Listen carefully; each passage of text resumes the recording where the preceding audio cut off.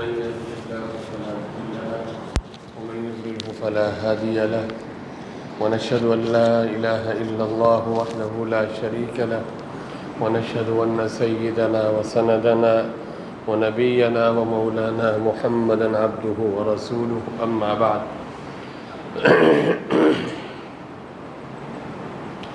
بزرگان محترم، سامعین مکرم، آج کی اس نشست میں آپ حضرات کے سامنے سورۃ الحجرات میں کچھ احکام جو ہمیں دیے گئے ہیں ان میں سے کچھ احکام کے متعلق آپ کے سامنے ذکر کروں گا، اور یہ مضمون بہت ہی اہم مضمون ہے اور اس کو وقتاً فوقتاً دہرانا چاہیے، اس کا مذاکرہ کرنا چاہیے، کیونکہ یہ جو باتیں اللہ رب العالمین نے اس مبارک صورت میں بیان فرمائی ہیں اور ان باتوں کا جو حق تعالی شانہ نے ہمیں حکم دیا ہے، خاص طور پر اہل ایمان کو خطاب کر کے، تو ان باتوں کا بڑا اثر ہے، بڑا تعلق ہے ہماری معاشرتی زندگی کے سدھار کے ساتھ۔ اگر ہم ان باتوں کا خیال رکھیں گے تو انشاءاللہ العزیز ہماری معاشرتی زندگی، اجتماعی زندگی درست ہو جائے گی، اور اگر ہم ان باتوں کا لحاظ نہیں رکھیں گے تو پھر وہی افراتفری جو آج ہم دیکھ رہے ہیں، دلوں میں عداوت، کھوٹ، کوئی کسی پر اعتماد کرنے کے لیے تیار نہیں، ہر ایک دوسرے سے بدظن، بلکہ قریبی رشتے، انتہائی قریبی رشتے، سگا بھائی ہے تو وہ بھائی سے نالا ہے، باپ ہے تو بیٹے سے نالا ہے، بیٹا ہے تو باپ سے باغی ہے، ماں ہے تو بیٹی سے مطمئن نہیں، بیٹی ہے تو ماں سے مطمئن نہیں، دوست پر اعتبار کرنے کے لیے تیار نہیں، دونوں مسلمان ہیں، کلمہ پڑھنے والے ہیں اور بہت سی آپس میں مشترکات ہیں، لیکن اس کے باوجود دونوں کے دل آپس میں ملے ہوئے نہیں ہیں، کوئی کسی پہ بھروسہ کرنے کے لیے تیار نہیں، گویا کہ ایک جنگل کا ماحول ہے۔ دیکھنے میں بہت سے لوگ ایک جگہ جمع نظر آتے ہیں، اتنا بڑا مجمع ہے جی، لیکن آپس میں دلوں میں جوڑ نہیں، آپس میں محبتیں نہیں۔ تو یہ جو ہدایات اس مبارک صورت میں کی گئی ہیں، اگر ان ہدایات کو صحیح طریقے سے سمجھا جائے اور اس پر عمل کیا جائے تو انشاءاللہ العزیز ہماری اجتماعی زندگی میں جوڑ بھی پیدا ہوگا، دلوں میں محبتیں بھی پیدا ہوں گی، ایک دوسرے پہ اعتماد بھی پیدا ہوگا، ایک دوسرے پہ ہم بھروسہ کرنے والے بھی ہوں گے۔ چنانچہ ایک تو حکم اس میں یہ دیا گیا، اس مبارک صورت میں بڑا اہم حکم ہے، فرمایا یا ایھا الذین آمنوا ان جاءکم فاسق بنبأ فتبینوا ان تصیبوا قوما بجہالہ فتصبحوا علی ما فعلتم نادمین۔ اے ایمان والو، اگر کوئی فاسق تمہارے پاس کوئی خبر لے کر آئے تو خوب تحقیق کر لیا کرو، خوب تحقیق کر لیا کرو، اس خبر کی کیا کر لیا کرو؟ تحقیق کر لیا کرو، فتبینوا، خوب تحقیق کر لیا کرو، ان تصیبوا قوما بجہالہ، کہیں ایسا نہ ہو کہ کسی قوم کو نادانی سے تم نقصان پہنچا کر پھر تم اپنے کیے پر پچھتانے لگو، تمہیں پچھتانا پڑے، فتصبحوا علی ما فعلتم نادمین۔ اب یہ سورۃ الحجرات کی جو آیت نمبر 6 ہے، جس کا میں نے ترجمہ بیان کیا، اس میڈیا کے دور میں، جس دور میں ہم وقت گزار رہے ہیں، اس آیت کریمہ پر عمل کرنا تو بہت زیادہ ضروری ہے۔ آج کا دور پروپیگنڈے کا دور ہے، خبریں ایسی بنا بھی دی جاتی ہیں، پھیلا بھی دی جاتی ہیں، اگلے کی عزت کو برباد کر دیا جاتا ہے۔ وہ تحقیقات کرنے کے لیے کس کے پاس وقت ہے؟ اصل مسئلہ بنیادی طور پر جو یہ اتنی خبریں کیوں پھیل رہی ہیں، اس کی بنیادی وجہ یہ ہے کہ جو اس طرح کے سوشل میڈیا کے اب یہ سلسلے چل پڑے ہیں، تو کوئی ایسی خبر انہوں نے ضرور ڈالنی ہے کہ جس کو زیادہ لوگ کیا کریں، ہاں، لوگوں کی دلچسپی کا اس کے اندر سامان ہو، اور جس کو زیادہ لوگ دیکھیں، زیادہ پڑھیں، اس سے کیا ہوگا؟ ان کو پیسہ ملے گا، ان کو پیسہ ملے گا، ڈالر کی صورت میں یا جس صورت میں بھی۔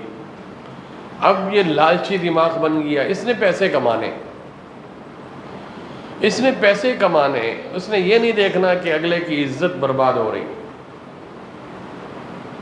کسی دکان پر گئے، دکان کے سارے معاملات درست ہیں، صحیح ہیں، لیکن اس کو کوئی اپنے اندر کوئی کیا کہتے ہیں، اس کے ساتھ کوئی مسئلہ ہوا یا کچھ وہ ہوا، اس نے کیا کہتے ہیں اس پوری دکان کے بارے میں کوئی خبر دے دی کہ یہاں یہ چیز صحیح نہیں ہوتی، یہاں غلط ہوتی ہے، فلاں ہوتی ہے۔ اب سارے لوگ اس کو دیکھ رہے ہیں، اور جس نے خبر پھیلائی ہے اس کو تو پیسے مل گئے، لیکن اس بیچارے دکاندار جو امانت دار بھی ہے، دیانت دار بھی ہے، صحیح کام کرتا ہے، اور بعد میں تحقیق کرنے سے معلوم یہ ہوتا ہے کہ اس نے یہ جو بات پھیلائی یہ بات بھی غلط تھی، لیکن اس کا کتنا نقصان ہو گیا؟ آپ بتائیں مجھے، کتنے لوگوں میں اس نے بدزنی پھیلا دی۔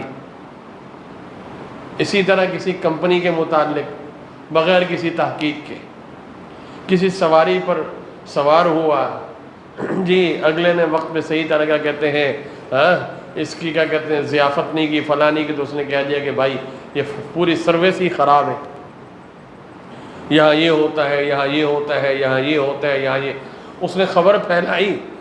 اور ہم جیسے لوگ تو ایسی خبروں کے شوقین ہوتے ہیں نا، اور پھر پھیلانے کے بھی شوقین ہوتے ہیں، مشرق سے مغرب تک یہ ساری چیزیں پھیل جاتی ہیں، اور اگلے بیچارے کا کام سارا کا سارا برباد ہو چکا ہوتا ہے، اور صرف کس وجہ سے کہ کسی کی انا کو تکلیف پہنچی، اس نے اپنی انا کی تسکین کے لیے یہ سب کچھ کیا، اور بعد میں جب تحقیق ہوئی، تحقیق کون کرتا ہے؟ سارے تو آگے کوئی اور سسٹم شروع ہو جاتا ہے، تحقیق کرتے کرتے جب وقت لگا تو نقصان کتنا ہو چکا ہے۔ ہم جتنے بھی بیان کریں لیکن بہت مشکل ہے کہ یہ جو ماحول اور یہ جو فضا ایک بن چکی ہے اس کے اندر کوئی تبدیلی آئی۔ ہونا تو یہی چاہیے۔ جب ہم نے یہ آیت کریمہ سن لی، احادیث مبارکہ بھی ہم سنتے ہیں، اس بارے میں شریعت کی تعلیمات بھی سنتے ہیں، تو کوئی بھی ہمارے پاس خبر آئے تو صرف کہ وہ خبر ہے، وہ کسی اخبار کی سرخی ہے، وہ کسی چینل کے اوپر چلی ہے، اس پر ہم اعتماد نہ کریں۔ یہ اعتماد کا ذریعہ نہیں، یاد رکھیے، یہ صداقت کی نشانی نہیں ہے، صداقت کی دلیل نہیں ہے۔ پرانی بات ہے، ایک مشہور اخبار کے نمائندے وہاں آئے جامعہ میں، بنوری ٹاؤن میں، تو میں بیٹھا ہوا تو انہوں نے بعض متعلقہ حضرات کا نام پوچھا، تو میں نے کہا ابھی تو وہ نہیں ہے، شام کا وقت تھا، ظہر کے بعد کا، میں نے کہا صبح کے کسی وقت آئیں، ملاقات ہو جائے گی۔ اتفاقاً تھوڑی سی گپ شپ لگی تو عجیب بات وہ کہتا ہے، مجھے کہتا ہے کہ ہم جو ہے نا یہ بھی چاہ رہے ہیں کہ کبھی کبھی بغیر کسی متعین کیے ہوئے کبھی کسی مسجد میں چلے جائیں، کسی جامع مسجد میں چلے جائیں، اور وہاں کا خطبہ اور وہاں کا بیان ہم اپنے چینل پہ چلائیں۔ ایسے خامخواہ، یہ جو لوگ اس فیلڈ سے وابستہ ہوں گے وہ سمجھ رہے ہوں گے کہ وہ مجھے بھی مکھن لگا رہا تھا، آپ سمجھ رہے ہوں گے۔ اس کو یہ پتہ نہیں کہ اگلے لوگ جو ہے نا وہ تم سے زیادہ جو ہے نا ہوشیار ہوتے ہیں، سمجھدار ہوتے ہیں۔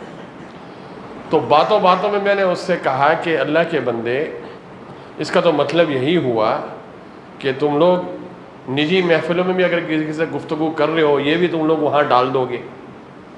تو کہنے لگا، اس کی زبان سے جو اصل جملہ نکلا نا وہ میں نے پکڑا اس کا۔ اس نے کہا کہ مولانا صاحب میڈیا ابھی اتنا سستا نہیں ہوا، میڈیا اتنا خبریں اتنا سستی نہیں ہوئی. مطلب کیا ہے کہ وہاں خبر آنے کے لیے، خبر لگوانے کے لیے بھی کیا پیسہ لگانا پڑتا ہے. تو ایک بات ہمیشہ یاد رکھیں، مجھ سے زیادہ آپ کمرشل ہیں. کاروباری معاملات اور مسائل آپ اچھی طرح جانتے ہیں، اس میں تاجر لوگ بھی بیٹھے ہوں گے، کاروباری لوگ بھی بیٹھے ہوں گے. تو جو کام کمرشل بنیاد پہ کیا جائے تو وہاں پھر کیا ذہنیت ہوتی ہے اور کیا سوچ ہوتی ہے، اس سے آپ زیادہ واقف ہیں.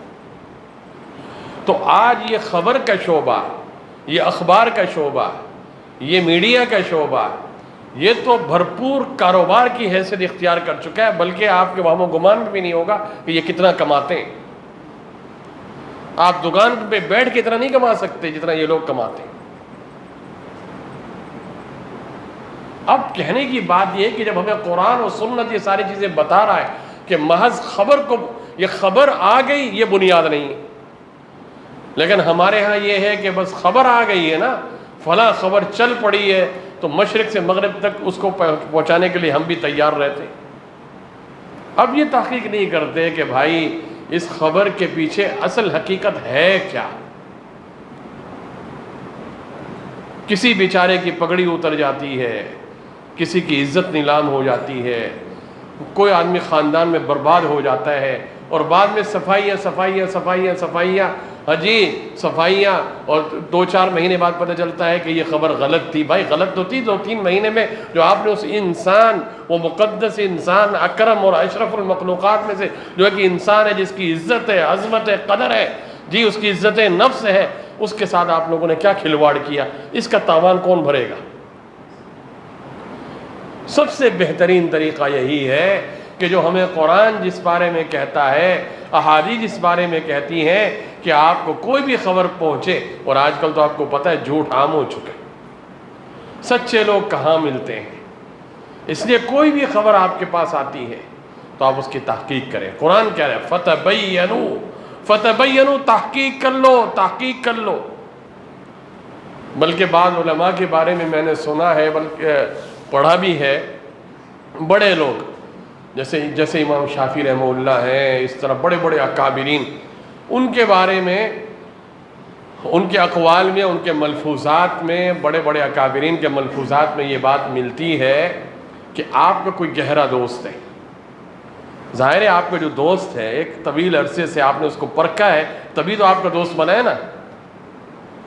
اگر تیسرا آدمی آ کے آپ کو اپنے اس دوست کے بارے میں کچھ باتیں بتاتا ہے، آپ سمجھ گئے ہوں گے تیسرا کیوں آیا. اس کو یہ جوڑی اچھی نہیں لگ رہی، وہ حسد کرتا ہے، وہ جلتا ہے، یار یہ کیا مسئلہ ہے یار، بس یہ ان کی اتنی گہری دوستی، اتنا عرصہ ہو گیا. اب وہ آپ کے بارے میں لا رہا ہے، آپ کا ذہن خراب کر رہا ہے، آپ کو باتیں بتا رہا ہے. تو اکابرین یہ فرماتے ہیں کہ آپ تھوڑا سا ہمت کر کے، چونکہ وہ بھی آپ کا بے تکلف دوست ہے، جس سے آپ نے ایک عرصے تک آپ کی یادیں وابستہ ہیں، آپ کی اس سے محبت ہے، تو آپ اس سے بھی پوچھ لیں، اس سے کہہ دیں کہ فلاں آدمی جو ہے وہ آپ کے بارے میں اس طرح کی باتیں کر رہا ہے، یہ حقیقت ہے یا نہیں ہے. تو دودھ کا دودھ، پانی کا پانی ہو جائے گا. لیکن آج معاملہ کیا ہے؟ معاملہ یہ ہے کہ وہ جو تیسرا آدمی ہے، جو خبری بن کے آتا ہے، جو جاسوس بن کے آتا ہے، جو پھوٹ ڈالنے کی کوشش کرتا ہے، جو فساد مچانے کی کوشش کرتا ہے، وہ پہلے سے وہ اگلے کو یہ کہتا ہے کہ دیکھو میں تمہارا خیر خواہ ہوں. ابلیس نے کیا کہا تھا؟ شیطان نے حضرت آدم اور حضرت حوا کو جب نکلوایا تھا جنت سے، تو کیا کہا تھا؟ ذرا وہ آیت میں آپ کو ایک دفعہ دوبارہ دہرا دیتا ہوں جی، تو اس سے آپ کو اندازہ ہوگا.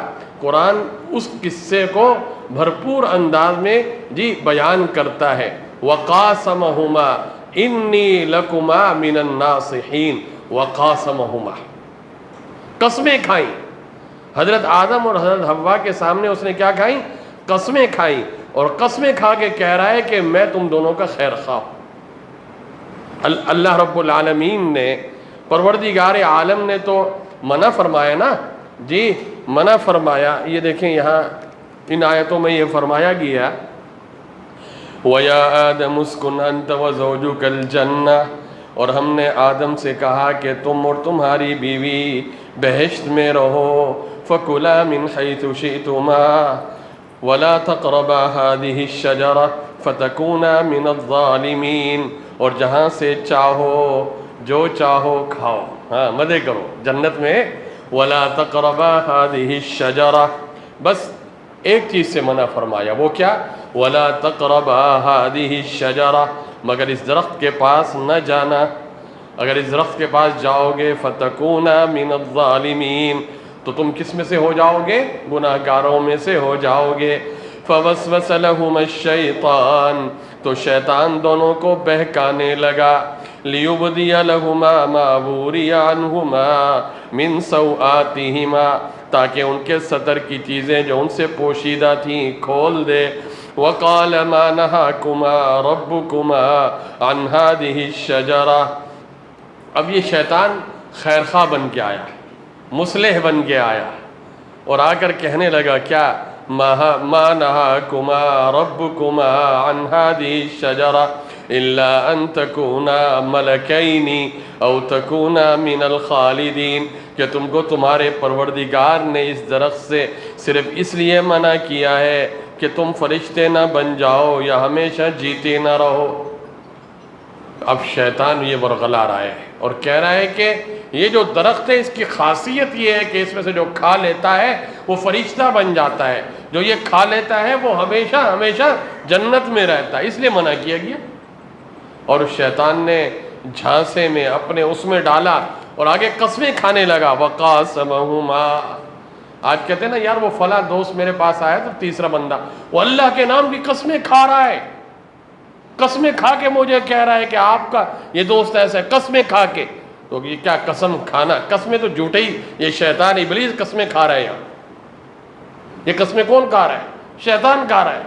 وَقَاسَمَهُمَا، قسمیں کھائی اس نے، اور کیا کہا؟ اِنِّي لَكُمَا لَمِنَ النَّاصِحِينَ، میں تمہارا خیر خواہ ہوں۔ وہ سورہ یوسف میں ہے نا، وَجَاءُوا أَبَاهُمْ عِشَاءً يَبْكُونَ، ہم لوگ ہیں نا اگر کوئی آئے نا ہمارے سامنے دو تین آنسو بہا دے اور رو رو کے کسی کی شکایت لگائے تو ہم یہ سمجھتے ہیں کہ یہ کیا ہے؟ کیوں سچا ہے کہ اس کی آنکھوں سے کیا نکل رہے ہیں؟ آنسو، اور جھوٹے کی آنکھ سے آنسو، یہ ہمارا مزاج بن گیا نا۔ لیکن قرآن کیا کہتا ہے؟ یوسف علیہ السلام کو کنویں میں ڈالا بھائیوں نے، سگے بھائی ہیں، کنویں میں ڈال کے آتے ہیں اور اپنے ابا کے پاس آتے ہیں اور روتے ہوئے، وَجَاءُوا أَبَاهُمْ عِشَاءً يَبْكُونَ قَالُوا يَا أَبَانَا إِنَّا ذَهَبْنَا۔ اب بتائیے وہ سچے تھے یا جھوٹے تھے؟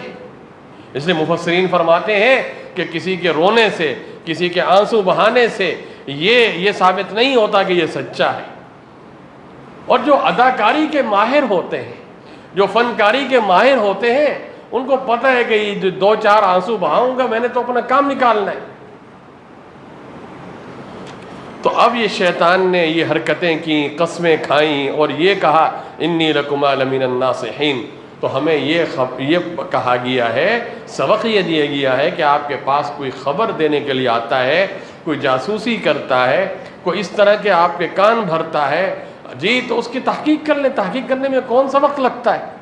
آپ ذرا پوچھ لیجئے جس ساتھی کے بارے میں اس طرح کی باتیں کر رہا ہے، آپ اس سے پوچھ لیجئے بھائی تمہارے بارے میں اس نے یہ باتیں کہی ہیں، یہ تمہارے اندر ہیں یا نہیں ہے، بتا دو بس۔ تو فرمایا یا ایھا الذین آمنوا ان جاءکم فاسق بنبأ فتبینوا ان تصیبوا قوما بجہالہ فتصبحوا علی ما فعلتم نادمین۔ تو ایک تو اہم حکم سورہ حجرات کا یہ تھا جو میں نے آپ کے سامنے بیان کر دیا، اس کا خلاصہ۔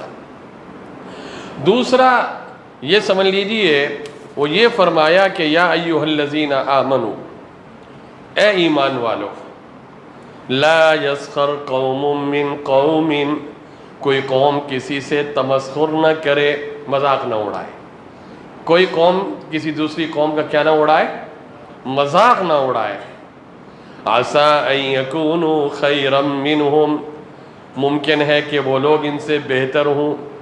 ولا نساء من نساء عسیٰ ان یکن خیرا منہن، اور نہ عورتیں عورتوں سے تمسخر کریں، مذاق اڑائیں۔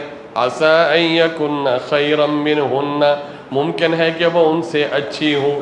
اس کو بھی ذرا توجہ سے سننے کی ضرورت.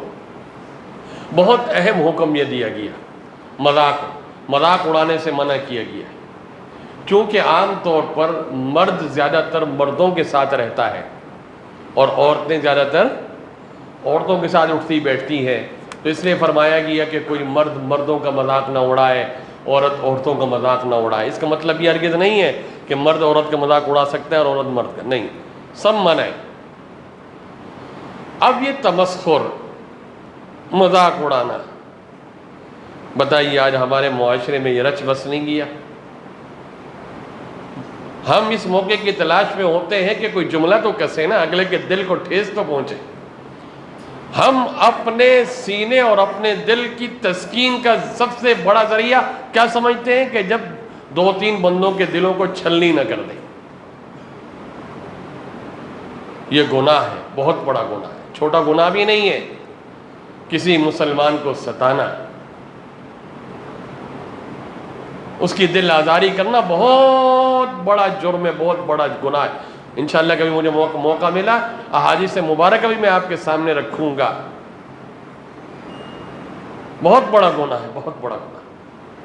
تو ایک تو یہاں یہ بتا دیا کہ مذاق نہ اڑائیں. اب مذاق میں بہت سی چیزیں ہیں، بہت سی. کوئی پھر وہ سوشل میڈیا آ جاتا ہے، اللہ معاف فرمائے.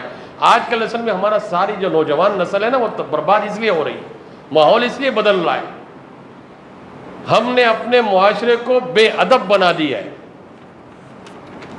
اب ہر ایک بس یہی جس کے منہ میں زبان ہے بس وہ نہ بڑے کی توقیر کرتا ہے، عزت و ادب احترام کرتا ہے، نہ چھوٹے کی کرتا ہے. والد جس نے اس کو پالا پوسا، اس کی تربیت کی، اس کو تعلیم دلائی، آج آپ تھوڑا سا سروے کر لیجئے، 90% سے زیادہ بیچارے والدین جی اپنی اولاد سے شاکی نظر آئیں گے. لیکن کیا کریں، عزت ہے نا، وہ بیچارے اپنی اولاد کے گلے شکوے دوسروں کے سامنے نہیں کرتے. کہتے ہیں گھر کی بات ہے، گھر کے اندر ہی رہے.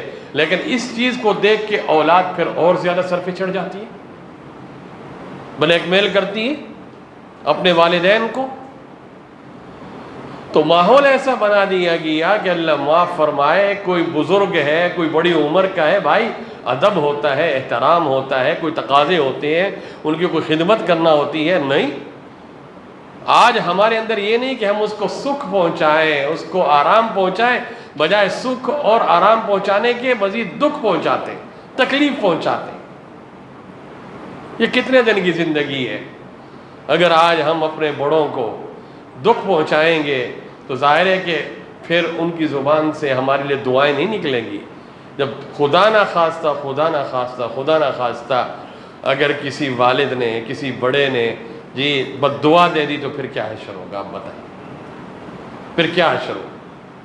وہ آدمی کبھی بھی ترقی حاصل نہیں کر سکتا، نہ دنیا میں نہ آخرت کے معاملات میں، جو اپنے کیا کہتے ہیں والدین کو ستاتا ہو.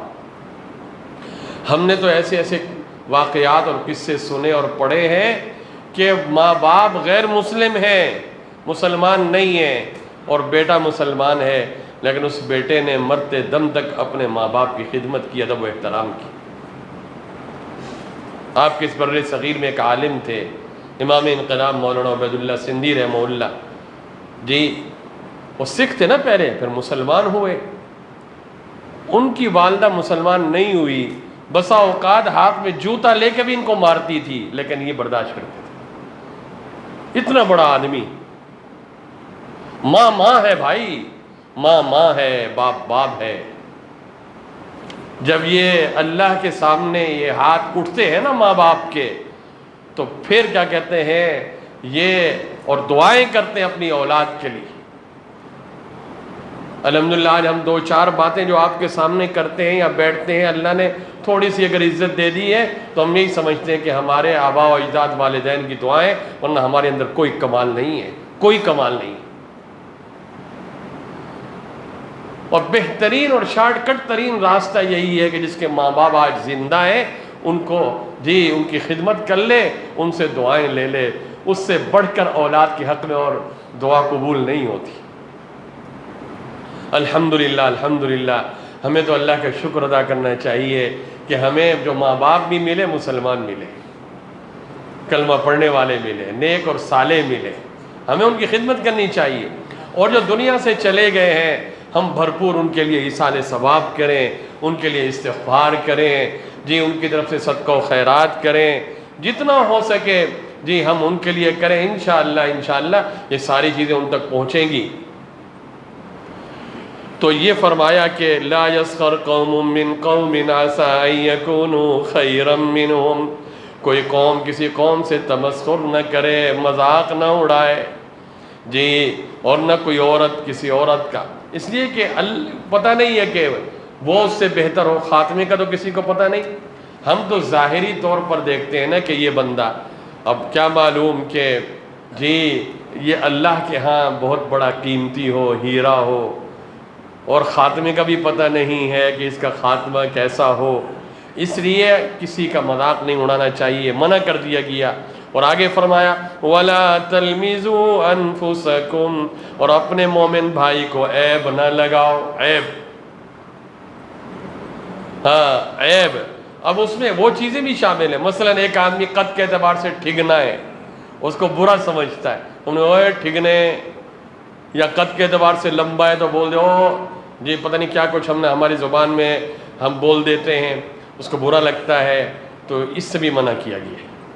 جب ان چیزوں سے منع کیا گیا تو دوسرے عیب لگانا جائز ہوں گے؟ آپ بتائیے، جو حقیقی عیب ہوں گے، یہ تو پھر بھی یہ تو تخلیق، خلقت کے اندر اس کے اعضاء کی بناوٹ ایسی ہے، اس میں اس بیچارے کا اپنا تو دخل نہیں ہے، اللہ نے اس کو ایسا بنایا ہے، لیکن اب ہم جو ہے نا شروع ہو رہے ہیں، اس سے بھی سختی سے منع کیا گیا، سختی سے، احادیث میں واقعات بھی ملتے ہیں۔ اسی طریقے سے وَلَا تَنَابَزُوا بِالْأَلْقَابِ، اور ایک دوسرے کا برا نام نہ رکھو، برے لقب، یہ بعض لوگوں کے آئے نا سیدھا تو نام کبھی بولیں گے بھی نہیں جی، عام طور پہ یہ جو نوجوانوں میں شروع میں ہر ایک کا دوسرا کوئی نہ کوئی نام ہوگا، ہاں دوستوں سے پوچھو نا، کہتے ہیں ہم اس کو یہ بولا کرتے تھے، ہم اس کو یہ بولا کرتے، وہ مذاق میں ہوتا ہے، مذاق میں الٹے سیدھے نام، اس سے بھی منع فرمایا گیا۔ اب ایک آدمی ہے، ایک زمانہ تھا، اس زمانے میں اس سے گناہ ہوئے،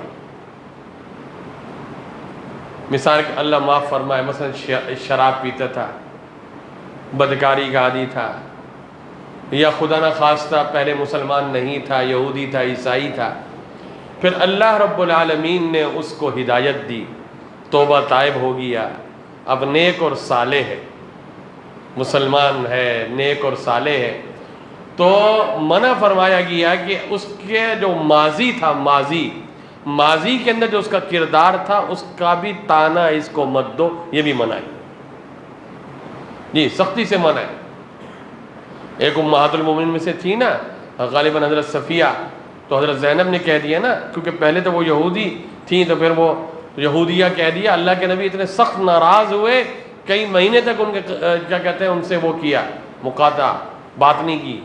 تو یہ آخر یہ کیا ہے؟ یہ سمجھنے کی باتیں ہیں، سمجھنے کی باتیں۔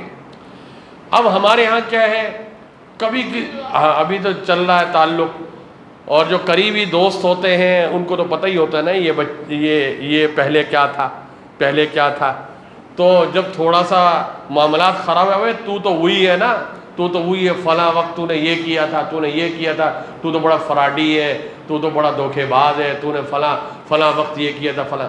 بھائی اس بندے نے اس گناہ سے توبہ کر لی، اب توبہ کر لی، معافی مانگ لی، اس کا اور رب کا معاملہ ہے، تم بیچ میں نہیں پڑ سکتے، شریعت اجازت نہیں دیتی کہ اس کا ماضی جو تھا، اس کے ماضی کے جو گناہ تھے، اب اس نے توبہ کر لی ہے، اب کوئی اس کو اس کا عار نہیں دلا سکتا، شرعاً ناجائز اور حرام ہے۔ اگر یہ اس طرح کرے گا یہ خود گنہگار ہوگا، اور کل اللہ کی عدالت میں یہ کھڑا ہوگا، یہ کیا جواب دے گا؟ فرمایا وَلَا تَنَابَزُوا بِالْأَلْقَابِ بِئْسَ الِاسْمُ الْفُسُوقُ بَعْدَ الْإِيمَانِ، ایمان لانے کے بعد برا نام رکھنا گناہ ہے۔ اب مومن ہے، مسلمان ہے، اللہ نے اس کو ایمان کی دولت عطا کی، اب اس کو برے القاب سے پکارنا یہ بہت بڑا گناہ ہے۔ ہاں یہ کسی کو گالی دینا یہ تو اور بڑا، کسی کو شیطان کہہ دیا، کسی کو گدھا کہہ دیا، اور کسی کو اللہ معاف فرمائے کیسی کیسی گالیاں آج ہمارے معاشرے کے اندر ہیں جی، جی تھوڑی تھوڑی بات پہ گالیاں نکالنا شروع کر دیتے ہیں، تو ایسا ہے، تو ایسا ہے، تو فلانا ہے، تو فلانا ہے، تو گالی دینا حرام اور ناجائز۔ وَمَن لَّمْ يَتُبْ فَأُولَٰئِكَ هُمُ الظَّالِمُونَ، اور فرمایا کہ جو لوگ توبہ نہیں کرتے وہ ظالم ہیں۔ اس سے یہ اشارہ کر دیا کہ توبہ کر لو، توبہ کر لے گا تو ظالم نہیں رہے گا۔ جی بڑے سے بڑا پاپ ہو گیا، بڑے سے بڑا جرم ہو گیا، لیکن اگر اس نے توبہ کر لی اللہ تعالیٰ معاف کر دیتے ہیں۔ اور ایک بات یہ بھی سمجھ لیجئے، جو حقوق العباد کے مسئلے ہوتے ہیں، کسی کا دل دکھایا ہے، مال چھینا ہے، جی مال چھینا، جی حقوق العباد کے جو معاملات ہوتے ہیں، تو اس میں معافی کے اندر یہ بھی ضروری ہے کہ اس سے بھی معاف کرا لے، یا حق دے دے اگر اتنی طاقت ہے اس کے پاس، کسی کے کچھ مال دینا ہے، پیسے دینے ہیں تو وہ دے دے، ورنہ اپنے اس دوست سے کہہ دے، انسان سے کہہ دے بھائی میری ہمت نہیں، تیری مہربانی ہوگی تو مجھے یہیں معاف کر دے، یا اس کسی طریقے سے اس کو معاف کر دے، اس کو راضی کر دے۔ آگے فرمایا یا ایھا الذین آمنوا اجتنبوا کثیرا من الظن، اے اہل ایمان بہت گمان کرنے سے احتراز کرو، ان بعض الظن اثم، اس لیے کہ بعض گمان گناہ ہیں، ولا تجسسوا، اور دوسرے کے حال کا تجسس مت کرو، مطلب جاسوسی مت کرو، کسی کی اندرونی زندگی کے اندر مت گھسو، اس کی پرائیویٹ زندگی ہے، اس کی پرائیویسی ہے، اس میں مت گھسو۔ اور فرمایا ولا یغتب بعضکم بعضا، کوئی کسی کی تم میں سے غیبت نہ کرے۔ جی یہاں یہ جو احکام بیان کیے گئے انشاءاللہ مجھے موقع ملا تو کبھی تفصیل سے بیان کروں گا، لیکن ایک دو باتیں ابھی ذکر کر کے جو کہ وقت ختم ہوا چاہتا ہے۔ تو ایک تو یہاں یہ منع کیا کہ یہ جو گمان ہے نا، گمان، جی گمان زیادہ مت کیا کرو۔ آج اگر ہم دیکھیں نا تو بہت سی چیزوں کی بنیاد محض گمان پر ہوتی ہے، یقین پہ نہیں ہوتی، یقین پہ نہیں ہوتی، یقینی چیز ہمارے پاس ہوتی نہیں، بس خیالات کا۔ خود بچوں کے بارے میں لوگ آ کے بتاتے ہیں تمہارا بچہ ایسا، تمہارا بچہ، فیملی کے بارے میں، کاروبار کے بارے میں، ملازمین کے بارے میں، یا اپنی زندگی کے بارے میں، لوگ وہ تحقیقی بات ہوتی نہیں ہے، محض گمان ہوتے ہیں، اٹکل ہوتے ہیں۔ ہم اس اٹکل اور گمان کے اوپر اپنے کیا کہتے ہیں سال ہر سال کی محنت کو ضائع کر دیتے ہیں، اس سے منع فرمایا گیا، منع فرمایا گیا۔ جی تو اس لیے شریعت کے اندر جو ہے جو اعتبار ہے وہ یقین کا ہے، تو جو یقینی بات آپ تک پہنچے، یقینی بات آپ تک پہنچے ٹھیک ہے، اس کے مطابق آپ عمل کریں، لیکن جہاں گمان ہے اس سے اپنے آپ کو دور رکھیں۔ دعا فرمائے اللہ رب العالمین ہمیں قرآن پاک کی یہ جو مبارک ہدایات ہیں اس پر عمل کرنے کی توفیق نصیب فرمائے۔ یہ سنہری باتیں جی ان میں ایک ایک بات پہ آج اگر ہم عمل کرنا شروع کر دیں انشاءاللہ آپ دیکھیں گے زندگی بدل جائے گی، گھر کا ماحول بدل جائے گا، کاروبار کا، پھر ہم کہیں کہ دنیا میں رہتے ہوئے کیسے یہ جنتی ماحول ہمیں مل رہا ہے۔ جنتی ماحول تو تبھی ملے گا جب اللہ کے ان احکام پہ عمل کریں گے۔ وما علینا الا البلاغ المبین۔